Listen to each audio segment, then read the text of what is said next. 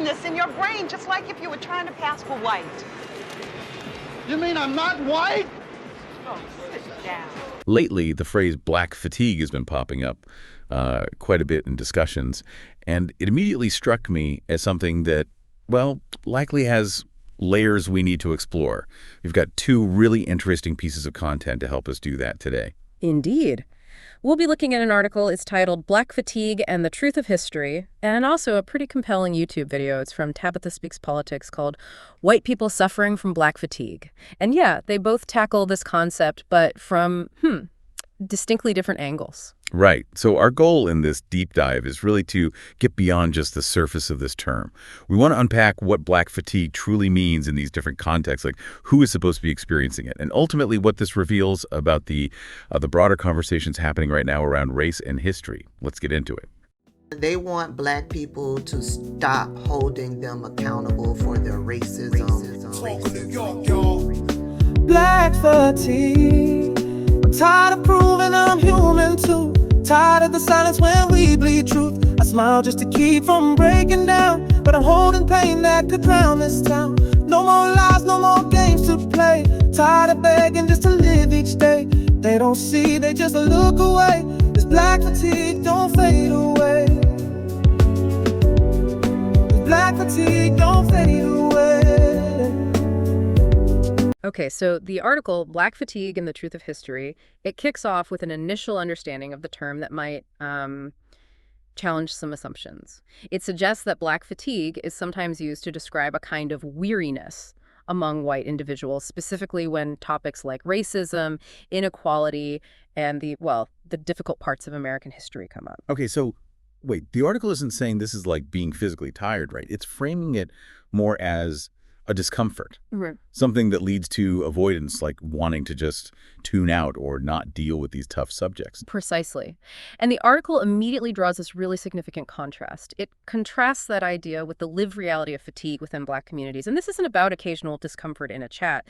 It's presented as the cumulative weight across generations of systemic issues. You know, things like redlining, that's the discriminatory housing loan stuff, or voter suppression tactics, plus the ongoing marginalization of black culture and history. The article really hammers home that this is constant, a daily thing, no rest it. That's a really crucial distinction, the whole no-off switch idea. The article then pivots to how we teach history, and it asks a really thought-provoking question. It asks, which children are we protecting? It points out what seems like a contradiction, you know, being willing to teach kids about tough times like the American Revolution or 9/11. But then there's often this resistance to teaching black history fully and honestly. And what's fascinating there is the article's point that often black children already know about these difficult histories: slavery, Jim Crow, violence. Yeah. They often learn it within their families, their communities, outside the official school stuff. So this idea of shielding them from it in class, it doesn't quite line up with their reality, according to the article. Yeah, it uses those examples, the Revolution, 9/11, World War II, things we generally agree kids should learn about. And it basically asks, why can't we tackle slavery, Jim Crow, events like the Tulsa Massacre, with that same courage, the same commitment to the facts? And it makes a pretty fundamental argument. The truth doesn't harm children, lies do. The piece suggests that avoiding or watering down difficult history just to avoid discomfort, that actually breeds ignorance. It hinders the very understanding we need to bridge divides. It's that whole idea that facing uncomfortable truths, well, they can actually lead to growth, healing even. That really stays with you. Now, the article takes another turn. It discusses how the phrase black fatigue itself kind of went viral online and how it inspired this anonymous artist, Mr. Talk of NY, the Talk of New York, to create a song with the same title. Right, and here's where we see another layer peeling back. This song, as the article describes it, became this powerful artistic pushback against how the term black fatigue was being thrown around. The lyrics really, they really get to the heart of the different experiences being talked about. Let's dig into some of those lyrics, because they're quite striking. The opening lines. They tired of hearing we tired, but they ain't walk where we been. We inherit trauma in silence, wearing skin that screams, don't sin. That immediately hits on the generational aspect, doesn't it? It's not just my tiredness today, it's this inherited weight. Exactly. And then there's that line, you call it fatigue, I call it familiar. These scars don't sleep, they simmer. The skin ain't heavy, it's history. See how the artist reframes it? It's not just being weary of complaining, it's carrying historical realities that are always, always present. And you hear this core theme of resilience, too, like in the lines, I'm black and I'm tired, but I'm loud and I'm fired up. It's like, yes, exhaustion is real, but so is the refusal to be quiet. Resistance despite it all. Other lyrics give these really sharp glimpses into daily life. I see them when they grab their bag and cross the street, tension in the air when I take my seat. Trying to smile through the weight of truth, but pain don't fade when you change the view. Those lines capture those constant small cuts, the microaggressions, and the sheer emotional effort involved. And then another name, another march, same tears fall. They see us rise just to pray we fall. We keep our boots on the ground, standing tall. We, the majority, y'all still small. Wow. There's such a powerful sense of collective struggle there, and also unwavering strength. The chorus is especially potent, I think. Black fatigue. I'm tired of proving I'm human too, tired of the silence when we bleed truth. I smile just to keep from breaking down, but I'm holding pain that could drown this town. No more lies, no more games to play. Tired of begging just to live each day. They don't see, they just look away. This black fatigue don't fade away. It just lays bare the frustration and how persistent this feeling is. And verse 2 comes right out and challenges the listener, or maybe the people expressing the other kind of fatigue. How can you be tired of us when you should be tired of yourself?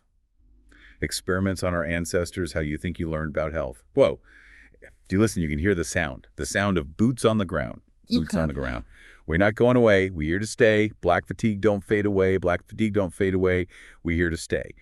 It really shifts the focus, pointing to the historical roots and ongoing actions causing the situation. The article sums up the song's role beautifully, calling it a modern-day spiritual part lament, part resistance. And the fact that the artist is anonymous, it almost makes the message feel bigger, like a collective voice, not just one person seeking attention. Okay, so we have this whole perspective from the article and the song. It really emphasizes the exhaustion born from systemic racism and also the frustration with people who claim they're tired just from hearing about it. Yeah. Now let's switch gears a bit and look at the YouTube video by Tabitha Speaks Politics. This brings in another quite different dimension. Right. Tabitha starts off by basically saying the meaning of black fatigue is being twisted. She identifies specific groups, and she uses some very strong labels for them, like racists and magnuts and maggot trolls, who, in her view, are falsely claiming that black fatigue means white people being tired of black people. Her core argument is that they're trying to co-opt and redefine the term.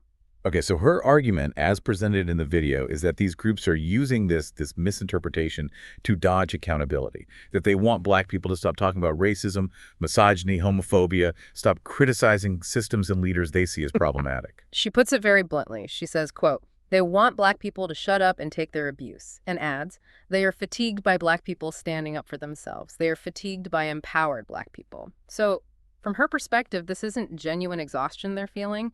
It's annoyance or anger that the status quo, the power structures, are being challenged. It's definitely a direct and uncompromising viewpoint she's putting forward there. Tabitha then moves on to what she states is the correct understanding of black fatigue. And here, her definition lines up much more closely with what the article and the song described. Exactly. She defines the true meaning, her term for it, as the emotional, physical, and mental exhaustion caused by the daily stress of living under systemic racism and its consequences. She actually credits the term to a diversity and equity consultant, Mary Frances Winters, and she stresses the causes.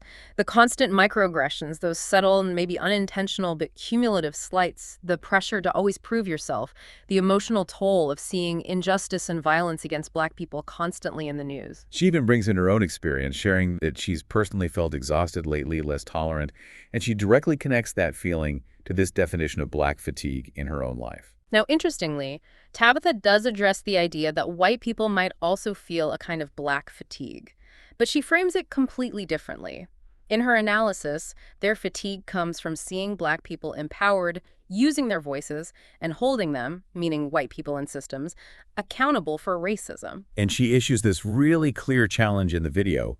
You don't want to be fatigued, stop being racist. Right. And you don't want to be fatigued, start working to overturn these oppressive systems here in the United States. It's presented as a direct call to action, basically linking that feeling of fatigue to a responsibility to act against inequality. She finishes by reiterating her belief that many people are actually more upset with Black people for calling out injustice than they are with the injustice itself. And her assertion is pretty clear. Until the underlying systems change, Black people will keep holding people accountable, and the real Black fatigue, the exhaustion from experiencing racism, will continue. So, wow.